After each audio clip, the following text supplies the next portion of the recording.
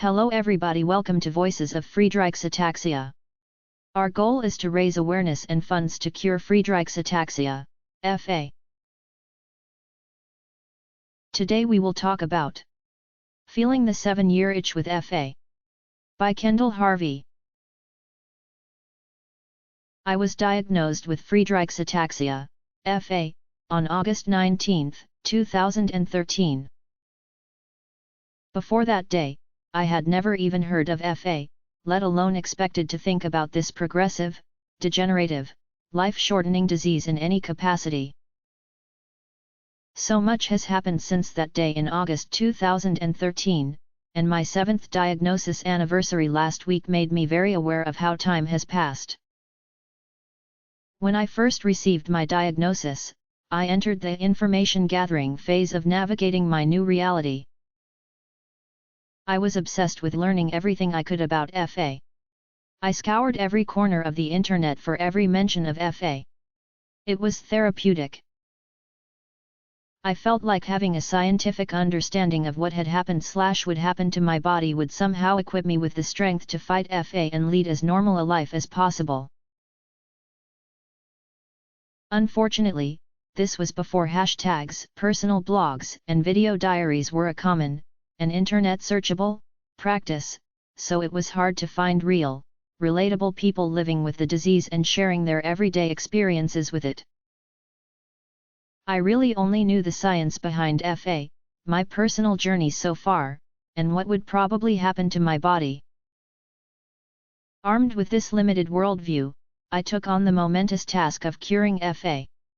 I was convinced that informing enough people the right way, then raising money for research through Right Ataxia would be the perfect addition to the work already being done.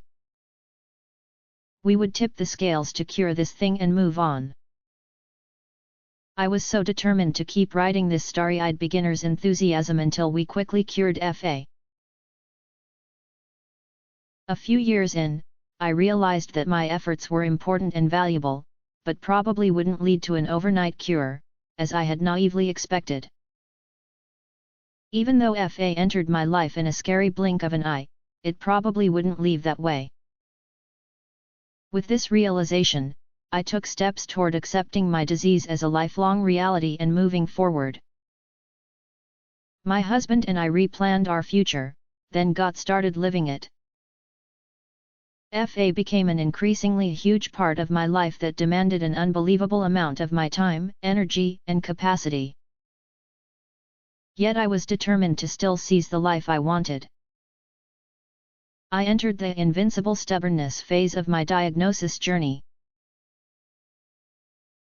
While I addressed the reality of my FA symptoms, did my part to raise awareness and funds, went to physical therapy, and did everything an FA patient should do, I still strived to live my daily life as if I didn't have a degenerative monster of a disease.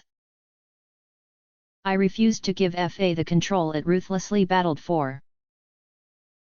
I've been going along my merry FA way for 7 years now, and my disease is undeniable.